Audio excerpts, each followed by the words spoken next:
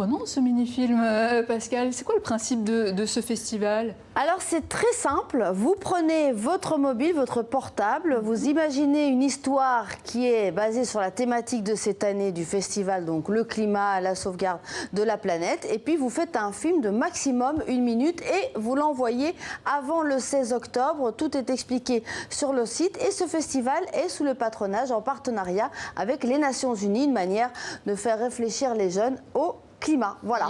Et on continue avec une expo photo en Suisse, à la gare de Bienne, pas très loin de Neuchâtel. Oui, alors Enrique Muñoz Garcia est un photographe qui vit à Bienne, d'origine chilienne, et il a eu envie d'installer son studio éphémère à la gare de Bienne.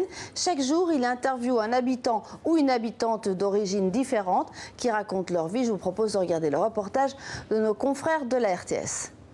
Je m'appelle Boura Moudiba, je suis de nationalité sénégalaise. Je suis arrivé en Suisse le 12 août 2016. Je suis d'origine brésilienne. Je suis érythréen. Je suis de nationalité camerounaise. Je suis originaire du Chili. I'm Mexican American. Je m'appelle Enrique Muñoz Garcia et je suis chilien. Je suis arrivé en Suisse en 1998. Derrière chacun de ces visages, des trajectoires de vie singulières. Toutes convergent vers la ville de Bienne, y compris celle du photographe à l'origine de ce travail artistique. J'ai commencé ce projet parce que je suis convaincu que j'habite ici la ville plus cosmopolite du monde, en relation avec la quantité d'habitants. Ici, nous sommes 55 000 habitants et il y a plus que de 150 nationalités. Devant la gare de Bienne, dans son atelier installé dans la sculpture de l'artiste bernois Thomas Hirschhorn, Enrique rencontre chaque jour un étranger ou une étrangère qui se livre sans phare. Aujourd'hui, c'est au tour de Marcia.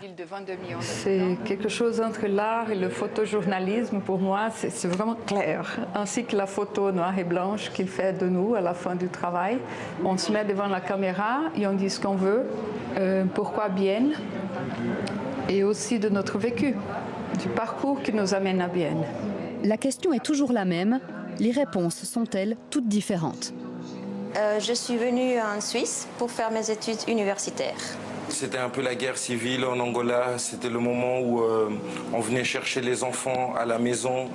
Pour l'amour et la musique, je suis venu à Bienne.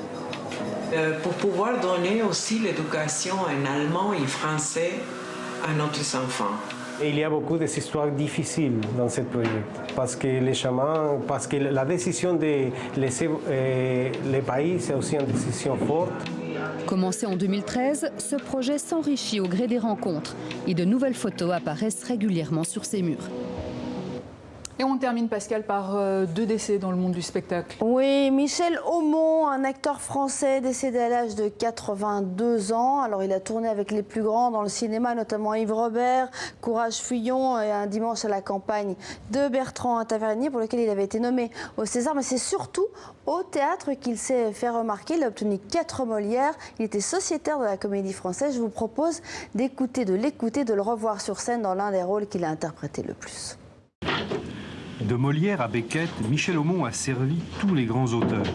Mais son rôle fétiche, celui qui l'accompagne tout au long de sa vie d'acteur, c'est Harpagon. Je pense que je suis l'acteur du français qu'il a le plus joué, parce que je l'ai joué 250 fois à Paris. J'ai peur qu'un homme de mon âge ne soit pas de son goût, que cela ne vienne à produire chez moi certains petits désordres qui ne m'accommoderaient pas. Et puis une autre grande vedette du monde de la chanson, cette fois, a disparu. Oui, Nancy Holloway, l'américaine la plus célèbre de cette génération des yéyés, a disparu à l'âge de 86 ans. Elle s'était installée à Paris dans les années 60. Elle a commencé notamment dans les fameux cabarets de jazz. Alors je vous propose, pour le plaisir des yeux et des oreilles, de la revoir, de revoir certains de ses succès.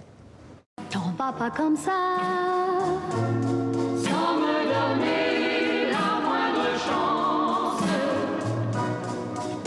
On va pas comme ça. Je crois que ça a marché bien pour moi en France parce que je suis différente, j'ai un autre type, j'ai un peu léger accent. Bien la fin de l'été sur la plage, il faut alors se quitter. Merci Pascal. Merci. À bientôt. Oui, à bientôt.